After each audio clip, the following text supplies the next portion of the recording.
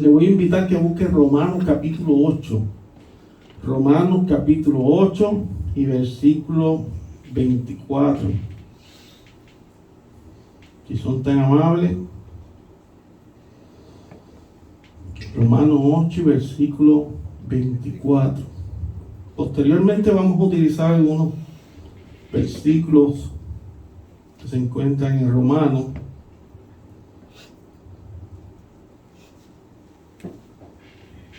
El mensaje de esta ocasión es la verdadera esperanza. Hice algunas adaptaciones, prácticamente es el mensaje que traje a la iglesia en Coupey, pero me pareció muy hermoso y quería compartirlo con ustedes. Pero el domingo pasado, como quería hablar el tema de la reforma protestante y de la sola escritura, pues entonces hice una pausa y para traerlo hoy. Pero fue por eso, por los 508 años de la reforma, que ya se estaba acercando el 31 de octubre. Entonces quería hablar sobre esa temática, cómo Dios, ¿verdad?, utilizó a un hombre para que quitara escamas de aquello que se había torcido en la iglesia y trajo de nuevo lo que es la iglesia protestante hasta el día de hoy. Pero vamos con la verdadera esperanza. Espero en Dios que sea de edificación como ha sido en mi vida. Dice así Romanos capítulo 8, versículo 24. Porque en esperanza fuimos salvos, pero la esperanza que se ve no es esperanza. Porque lo que alguno ve, ¿a qué esperarlo? Y leo nuevamente. Porque en esperanza fuimos salvos, pero la esperanza que se ve no es esperanza. Porque lo que alguno ve, ¿a qué esperarlo? Este es el mensaje, la verdadera esperanza. Señor, gracias por la oportunidad que tú me das de predicar tu santo evangelio una vez más, Señor, en esta iglesia. Yo te pido que tu nombre sea exaltado, que tú ilumines nuestros pensamientos, que prepares nuestros corazones, Señor, que bendigas grandemente a mis hermanos, Señor, con el mensaje de la gracia, el mensaje de salvación, que podamos llevar nuestra enseñanza de parte tuya para aquellos que están un poquito débiles, Señor, que necesitan afirmarse en la fe, que están pasando por situaciones difíciles y a veces ni las mencionan, Señor. Yo te pido que a través de este mensaje de la verdadera esperanza, ellos sean restituidos, Señor, nuevamente a esa fuerza, esa firma de fe, Señor. El don de la fe que está en ellos, Señor Jesucristo. Afírmale, fortalécele, porque lo necesitamos, Señor. Todo esto lo pido en Cristo Jesús, Señor nuestro. Amén y amén. La verdadera esperanza, el mensaje de esta ocasión. El tema que nos va a ocupar esta mañana es muy importante, es de suma importancia porque estamos hablando de la esperanza. Aún más diría yo, en esta época que se acerca, como hablamos el jueves pasado, en esta época que se acerca navideña, que ya las personas comenzaron a adornar sus hogares con arbolitos, con guirnaldas y diferentes, ¿verdad?, motivos de la ocasión de este meses que vienen navideños. Pues yo diría que este mensaje de la esperanza es muy importante para esta época, porque sabemos que para esta época la desilusión, la desesperanza, la tristeza, la depresión, la ansiedad ocupa mucho la mente de las personas que han perdido un pariente, que están pasando por una ruptura amorosa, por aquellos que han sido traicionados, por muchas cosas que vienen a la mente, y entonces la tasa de fatalidades crece en los meses navideños, muy tristemente. Así que el mensaje de la esperanza es muy importante.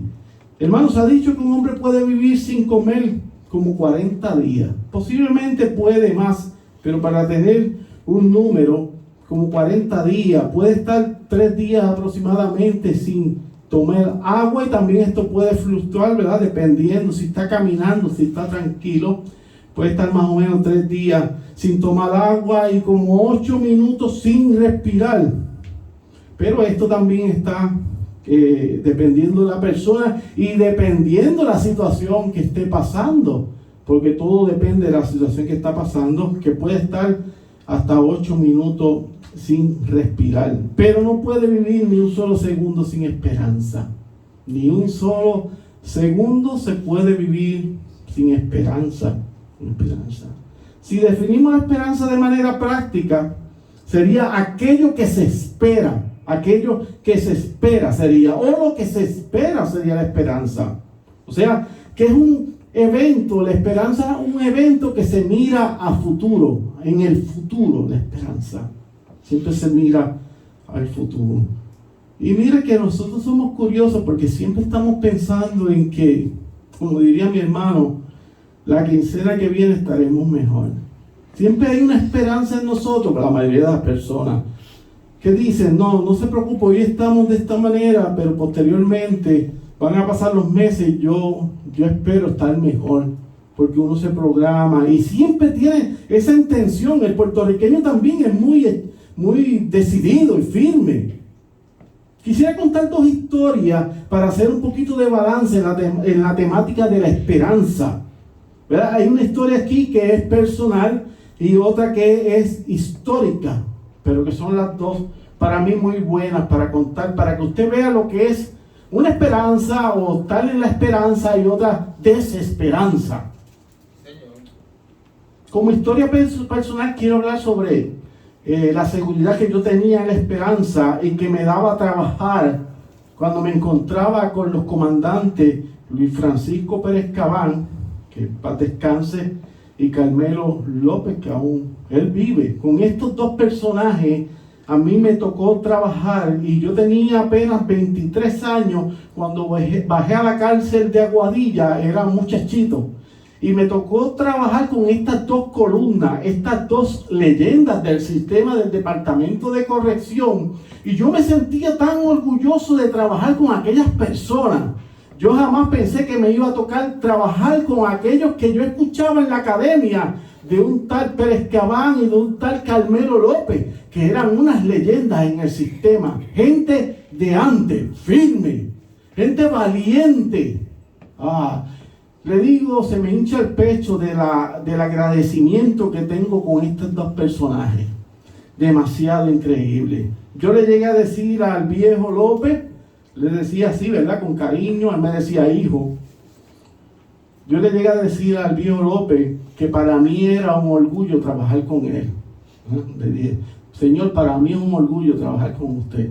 Yo con 23 años, el Señor ya tenía mucha experiencia. ¿Qué pasa? Que el viejo López y Francisco Pérez Cabán me decían, o me daban una instrucción, un mandato de ir a un lugar que había una situación peligrosa. Y el viejo López me decía, hijo, vete al módulo tal, al área tal, y si pasa algo, porque ya habían tirado por el portátil, por el radio, que había un evento, de una situación, él me decía, que si pasa algo contigo, yo te voy a ir a sacar. Y para mí eso era suficiente para ir con gallardía y valentía, con 23 años, que el viejo López me dijera, yo te voy a sacar de allí. Para mí eso era sí, amén. Cuando yo no le servía a Cristo en aquel entonces. Pero yo escuché esas palabras de una leyenda, de un hombre que no tenía reversa, era suficiente.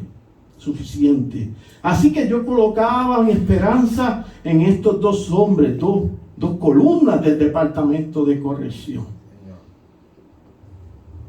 Yo sé que muchos tendrán sus experiencias. Yo tuve una experiencia muy bonita con estos caballeros. En contraparte, ¿verdad? Le estoy hablando de esa esperanza que yo estoy colocando en unos supervisores.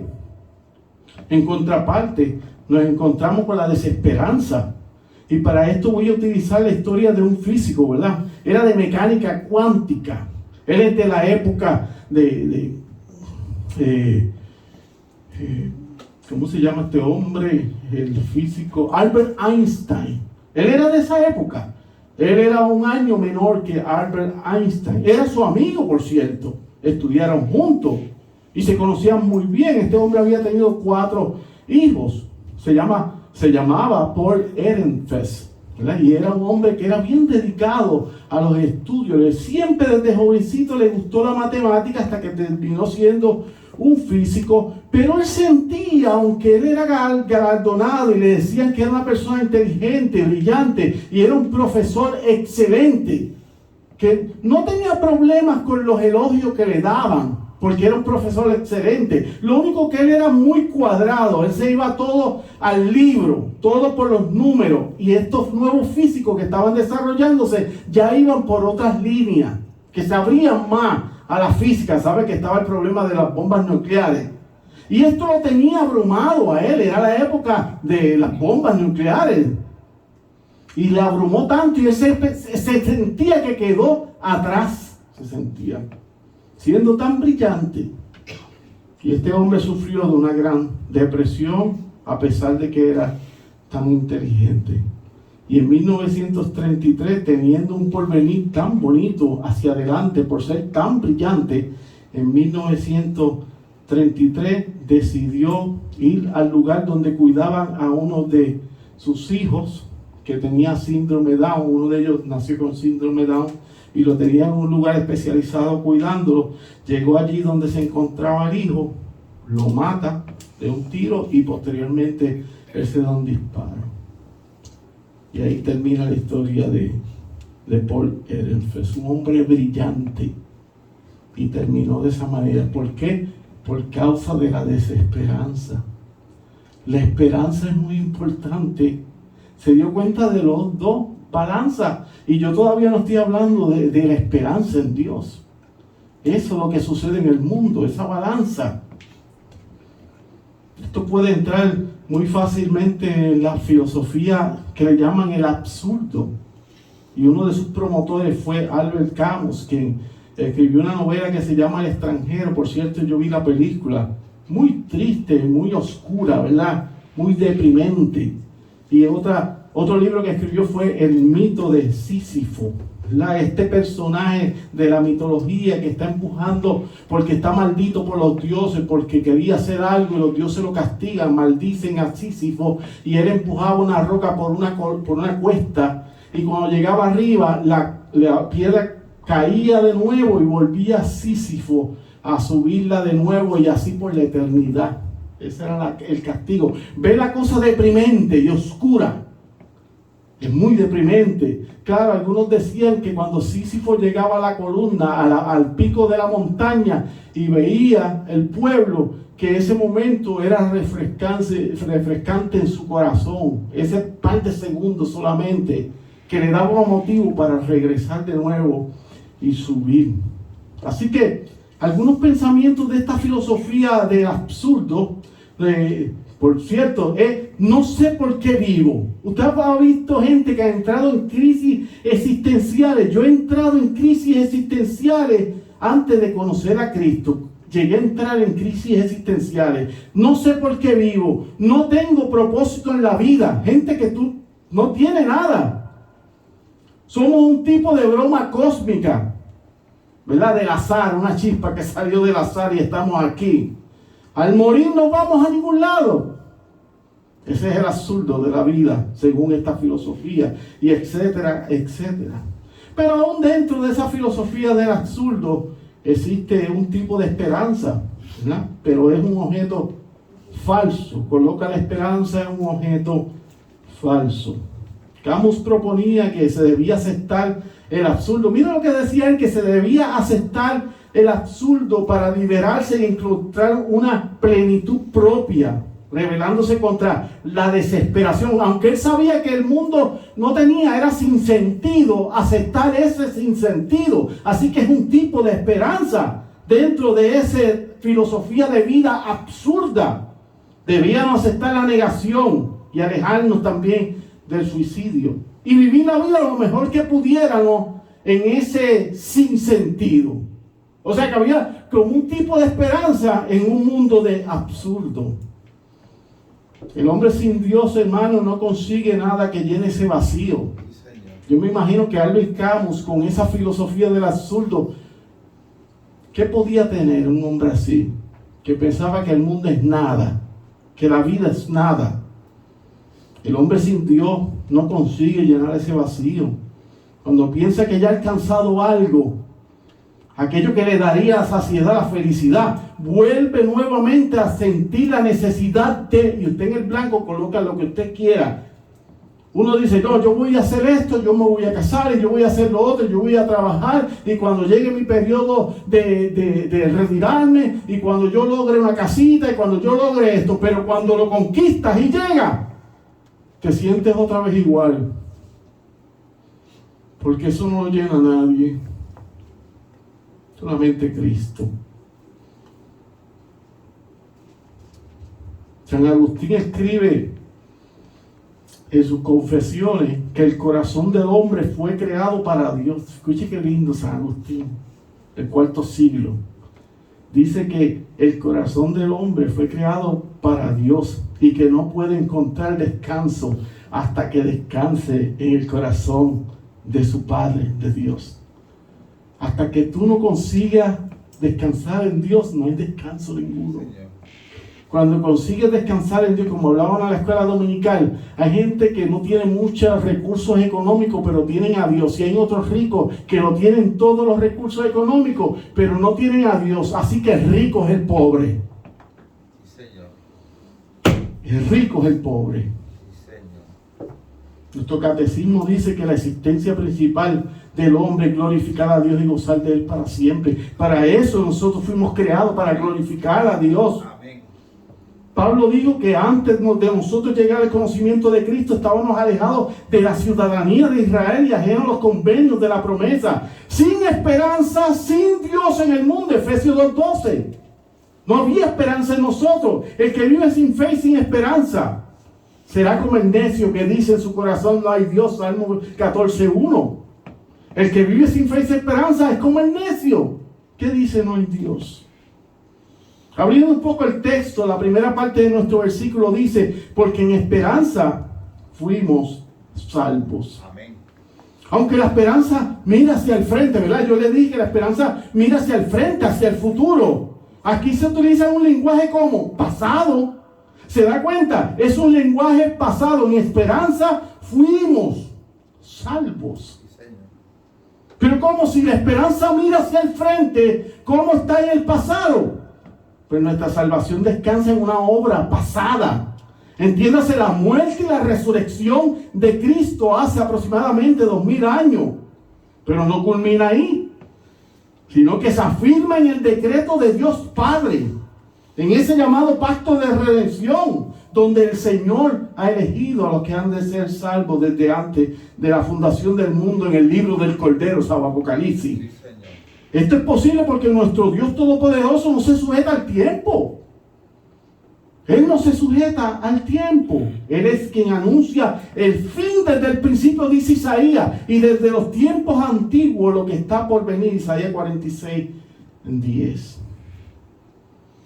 El escritor Paul Tripp hace una división muy interesante sobre el tema de la esperanza, que sería muy bueno para considerarlo. La división es la siguiente. Algunos apuntan, ¿verdad?, que les gusta. La división del bosquejo para la esperanza es muy interesante. El primer punto, son tres puntos. Hace tiempo que no predicaba por puntos, pero vamos a hacerlo. El primer punto es el deseo de la esperanza, lo que tú deseas. El segundo es el objeto de la esperanza. Tiene que haber un objeto. Y el tercero, lo que tú esperas, la expectativa de la esperanza. El primero, el deseo. El segundo, el objeto. Y el tercero, la expectativa. Y si usted analiza su vida, usted sabe que es así. Usted desea algo, consigue el objeto y después espera el resultado. Analícelo, es así. Así es. Todo comienza con un deseo. Con un deseo. Es a donde hemos dirigido nuestra esperanza. Usted no ve gente que dice, ay, mira, mi familiar que no llega a Cristo y yo no sé qué hacer. Pues el objeto es el familiar. Tiene el deseo de que el familiar llegue a Cristo y la expectativa ¿qué es? Que Cristo lo salve. Amén. Sencillo. Y eso es muy importante. Un excelente ejemplo de alguien que colocó el deseo en el lugar correcto fue el rey David. Mira, David se encontraba pasando por tantas cosas tan difíciles, de gran aflicción. Sabe que David sufrió mucho, fue perseguido por el rey Saúl. Y él podía desear cualquier cosa delante de Dios. Era un hombre conforme al corazón de Dios. Yo leía de esto y yo decía que qué mal oro a veces. Qué mal estoy orando a veces. Y David estaba pasando por gran aflicción y él podía pedir, porque deseaba tantas cosas, lo que él quisiera delante de Dios.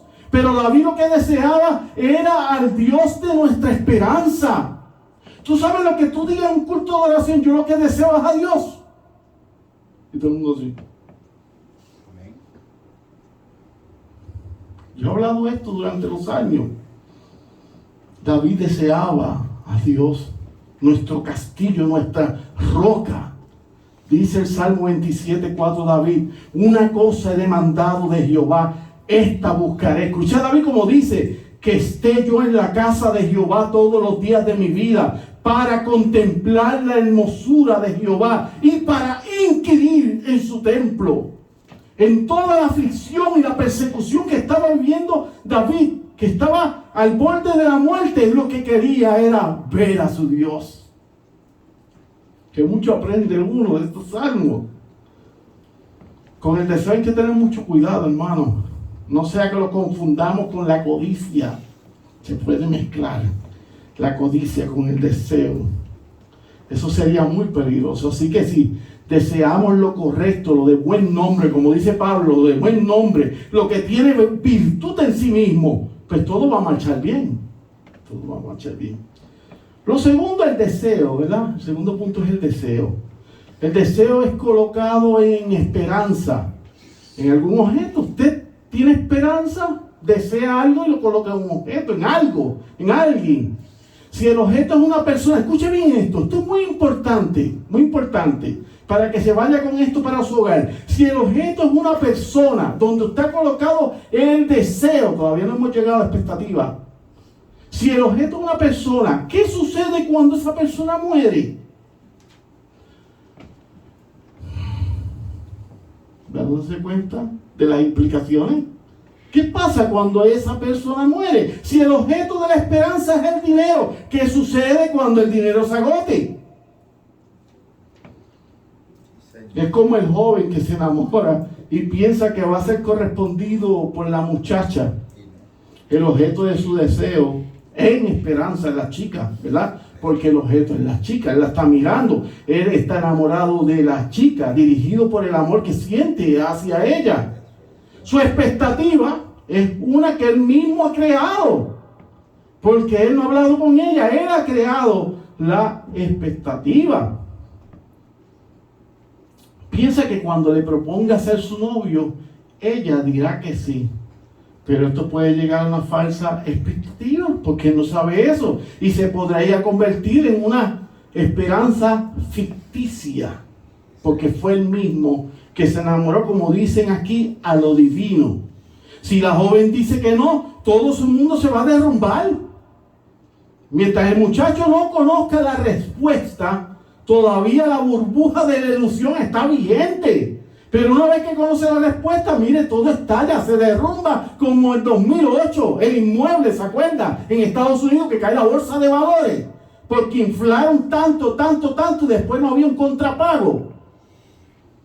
Pues así pasa con el muchacho que se enamora a lo divino y piensa, ella me va a decir que sí. Y hay esperanza y está todo bien hasta que llega y ella le dice no. ¡Pup! Y explota el globo.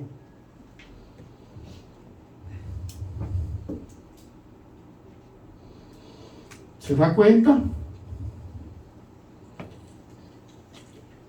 Quiero que analice todo eso.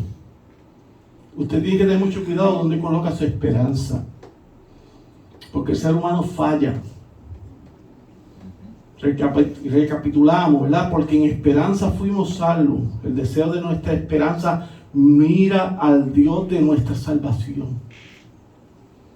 Continúa el versículo diciendo: pero la esperanza que se ve no es esperanza, porque lo que alguno ve, hay que esperarlo.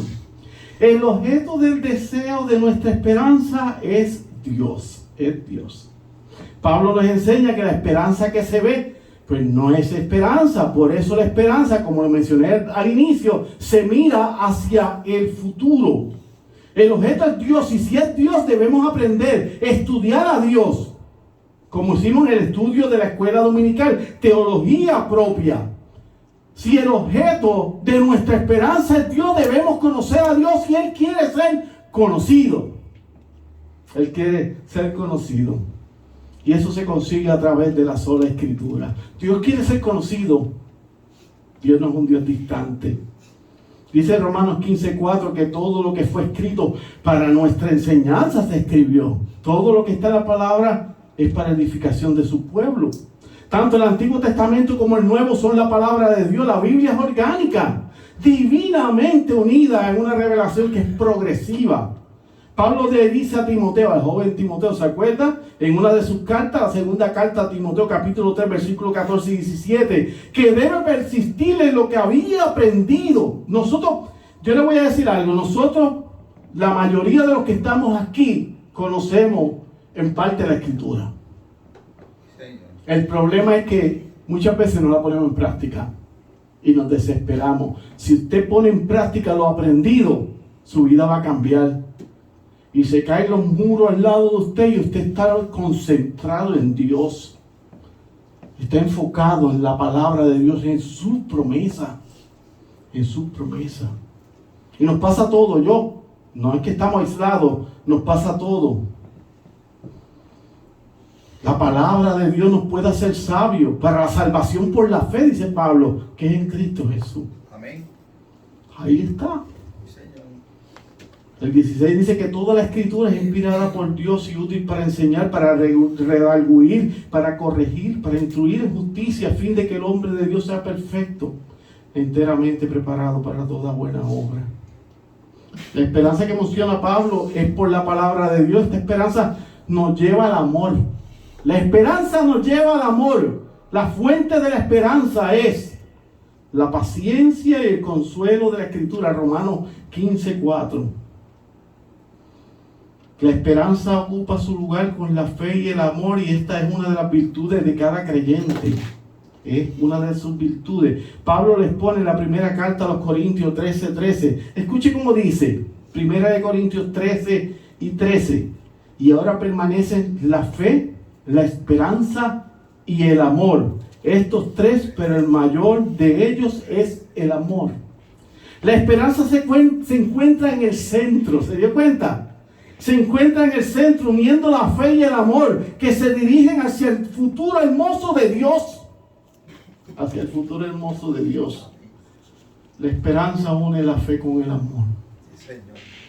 Pero la esperanza no está afuera. ¿Se dio cuenta que la esperanza es muy importante? La esperanza no está afuera. Por eso que yo siempre le digo, espera un poco más. Yo llevo diciendo esto más de 10 años. El que está conmigo hace tiempo sabe que yo lo repito. Espera un poco más. Un poco más. Usted ha orado. No se desespere. Espere un poco más. Y usted sabe de lo que yo hablo. Espere un poco más. La esperanza de los creyentes, de los cristianos, es distinta a la esperanza que se menciona en nuestro diario vivir, ¿verdad? En el mundo.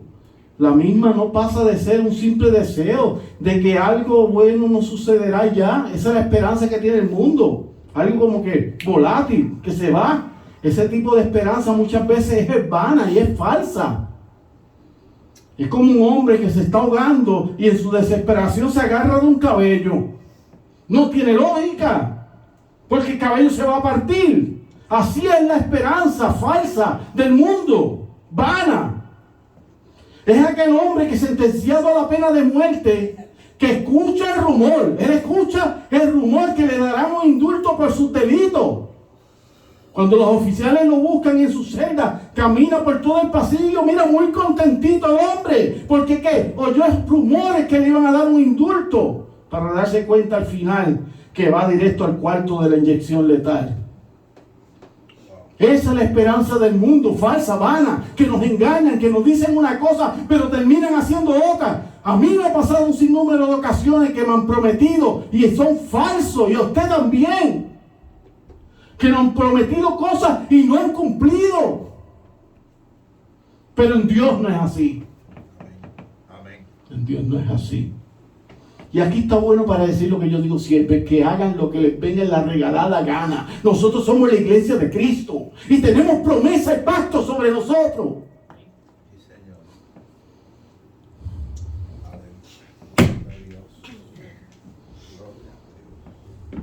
La esperanza cristiana no es así.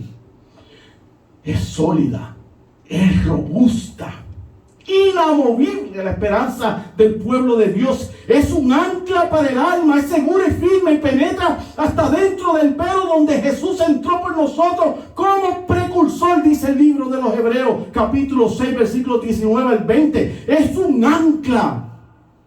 Nosotros estamos anclados en la fe de Cristo y no nos vamos a mover de allí.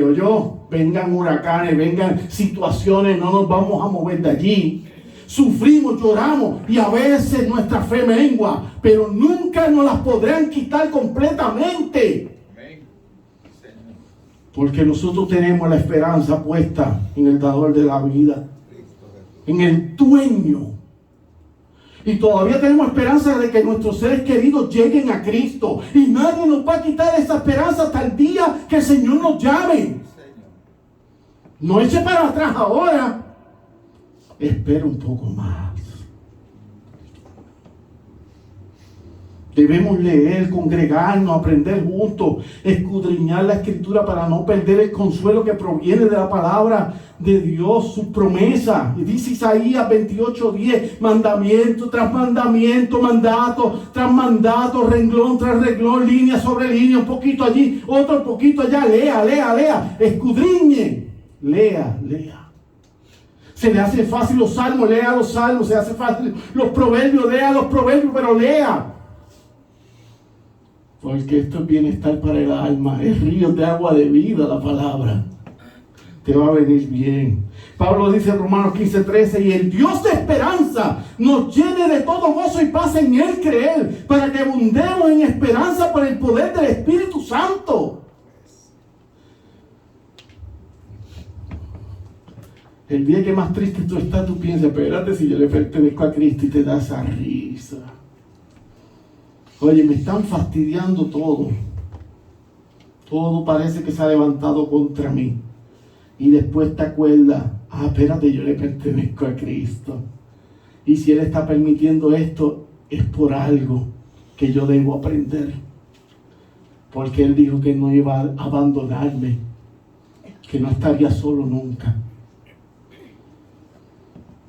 Se contradice Pablo en lo que dice. Recordemos que ha dicho en Romanos 15:4 que nuestra esperanza es por la Escritura. Pero ahora dice que es por el poder del Espíritu Santo, versículo 13. Pues eso es sencillo, es muy sencillo. Aquel que inspiró la Biblia fue el Espíritu de Dios. Ya está. Y Pablo añade al inicio del versículo 13, y el Dios de esperanza os llene de todo gozo y paz en Él creer. Qué lindo. El Señor nos llene de esperanza. Concluyo con esto, hermano.